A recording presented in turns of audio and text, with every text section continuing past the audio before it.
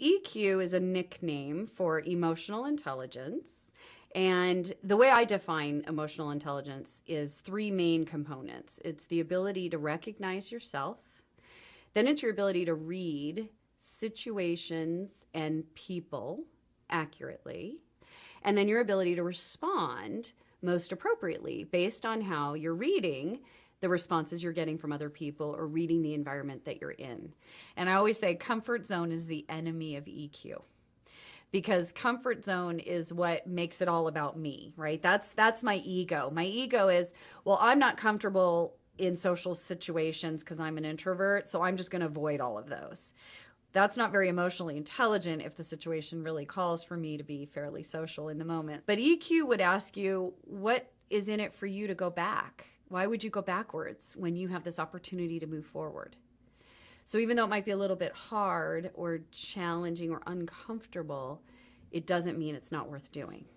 But research has shown that, and what I have found in my own experience working with people is, as you raise your emotional intelligence, you get happier. A lot of companies like to interview for what they call fit. So they interview for culture fit. And when you get too much of the same, of course, you have all the same strengths, but then you also have all the same weaknesses. You don't have that person who's thinking differently, who's challenging what the common group think is happening.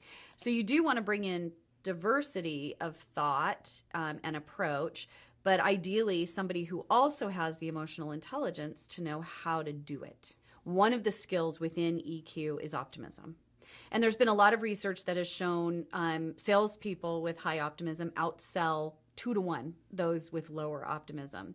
And that there was an Ohio longitudinal study done with residents of Ohio, and they were able to prove that those that with positive attitudes on aging lived 7.5 years longer. We know now that people can learn to be optimists. You tend to underestimate the impact of what are very small, sometimes gestures or small events in your mind that you never think about. But I was communicating with a client in a health services company, and the CEO had been out to visit one of the communities, and he was getting interviewed. And so he had the media there, and it was kind of a big event. And so he did his thing and left. And I talked to somebody afterward, after he left, and I said, how did it go? And she said, it was a little disappointing because he didn't stay. Afterward, we won Community of the Year for the company last year. He didn't really stop and think, hey, what can I do while I'm here?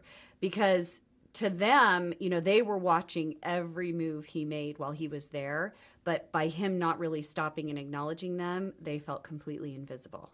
The power that the business owner or the senior executive has when they stop and really stay connected to what's happening in their organization. What we're seeing now is there's actually some hard evidence that shows that people with higher EQ make more money. One study shows an average of $29,000 more a year is earned with higher emotional intelligence.